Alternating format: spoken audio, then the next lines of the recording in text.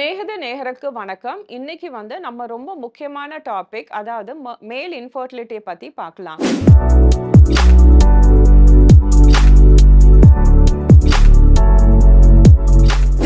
So நிறைய பேர் நினைச்சிட்டு இருக்காங்க, இது மாதிரி இன்ஃபர்டிலிட்டினால் லேடிஸ்னால தான் முக்கால்வாசி ப்ராப்ளம் இருக்குன்னு. பட் எப்படி லேடிஸ்னால ப்ராப்ளம் இருக்கோ ஒரு குழந்தை பெற்றுக்கிறதுக்கு, அதே மாதிரி 50% மென்னாலேயும் ப்ராப்ளம் இருக்கு.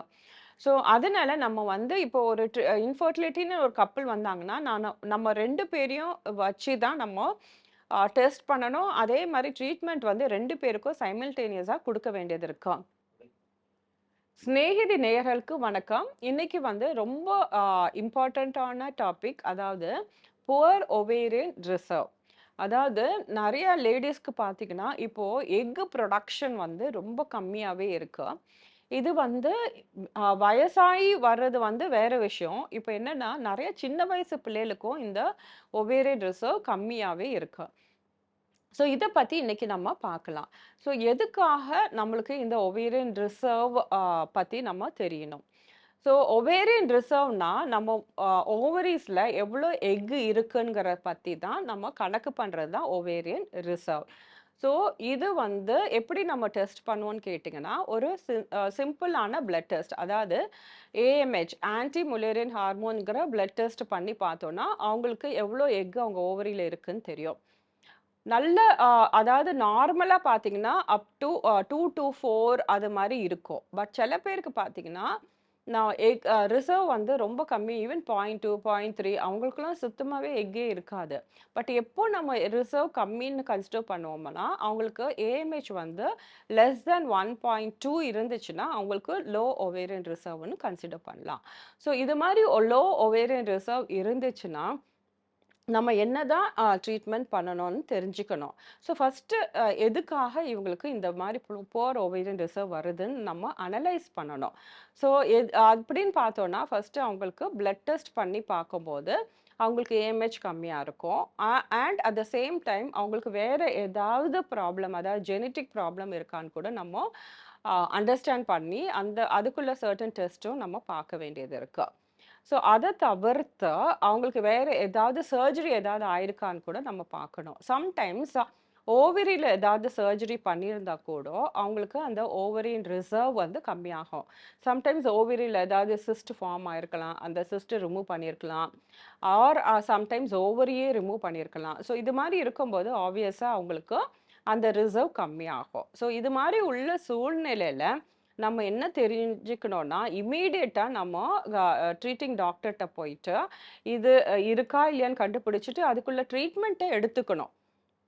ஸோ எதுனாலும் ஏர்லி ஸ்டேஜஸில் ரிசல்ட் பெட்டராக இருக்கும். இப்போ ஒவேரியன் ரிசர்வ் ஒரு சின்ன வயசு பொண்ணுக்கு கம்மியாக இருந்துச்சுன்னா, அவங்களுக்கு இன்ஃபேக்ட் நம்ம ஐவிஎஃப் பண்ணாலும் அவங்களோட சக்ஸஸ் ரேட் நல்லா இருக்கும். பட் அதே இது வயசாகி ஓவேரியன் ரிசர்வ் கம்மியாக இருந்து நம்ம ஐவிஎஃப் பண்ணால் அவங்களோட சக்ஸஸ் ரிசல்ட் அந்த அளவுக்கு பிரமாதமாக இருக்காது. ஸோ ஏன்னா ஏஜ் இருக்கும்போது அந்த ஃபியூ எக்ஸு தான் இருந்தால் கூட அந்த எக்ஸு நல்ல குவாலிட்டியாக இருக்குது. ஸோ அது மாதிரி குவாலிட்டியாக இருக்கிறனால ஆட்டோமேட்டிக்காக அதோட ஃபர்டிலைசேஷன் கெப்பாசிட்டியும் நல்லாயிருக்கும் அண்ட் எம்ப்ரியோ ஃபார்மேஷனும் நல்லாயிருக்கும். ஸோ அதனால தான் சொல்கிறது, நம்ம இது மாதிரி ப்ராப்ளம் இருந்துச்சுன்னா ஃபஸ்ட்டு நம்ம ஏஎம்ஹெச், அதாவது நாங்கள் அதை ஃபர்டிலிட்டி டெஸ்ட்டுன்னு சொல்லுவோம். அந்த ஃபர்டிலிட்டி டெஸ்ட்டை பண்ணி எப்படி இருக்குன்னு பார்த்துக்கோங்க.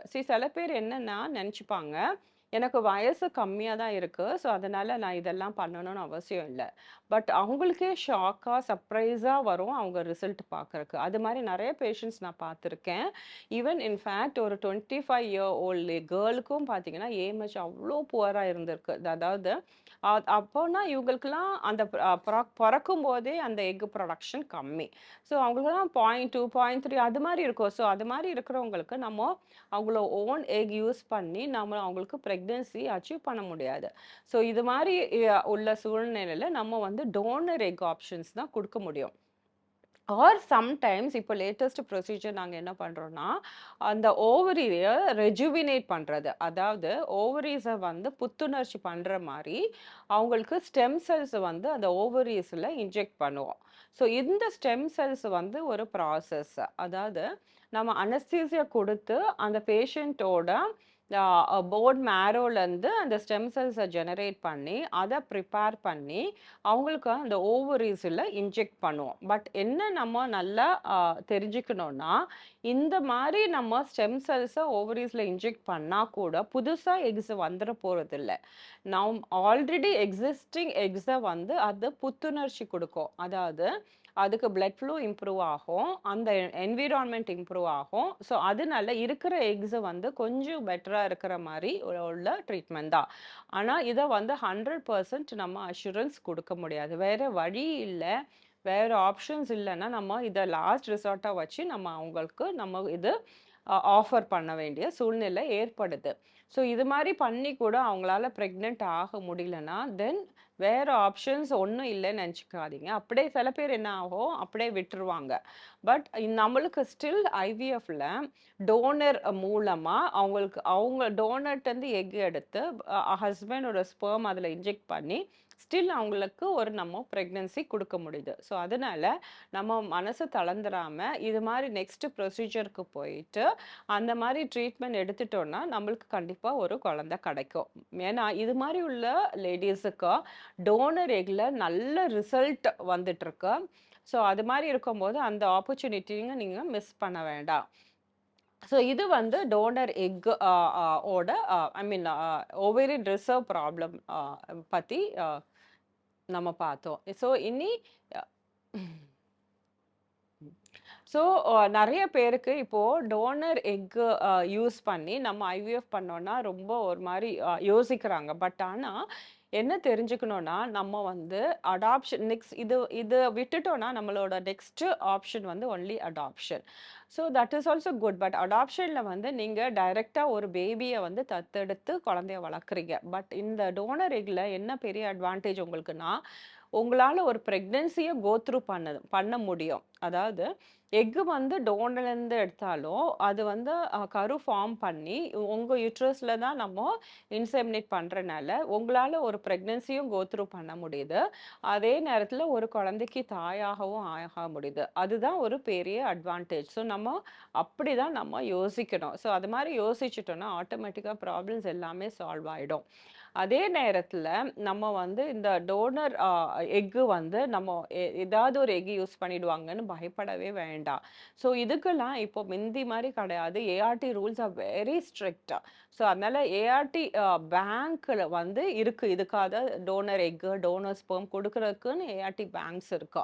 ஸோ அந்த பேங்க்லேருந்து தான் நாங்கள் அந்த டோனர்ஸை எடுக்க முடியும். ஸோ மிந்தி மாதிரி ரேண்டமாக யாருனாலும் வந்து எக்கை கொடுக்க முடியாது. அது மாதிரி நாங்களும் அக்செப்டும் பண்ண மாட்டோம்.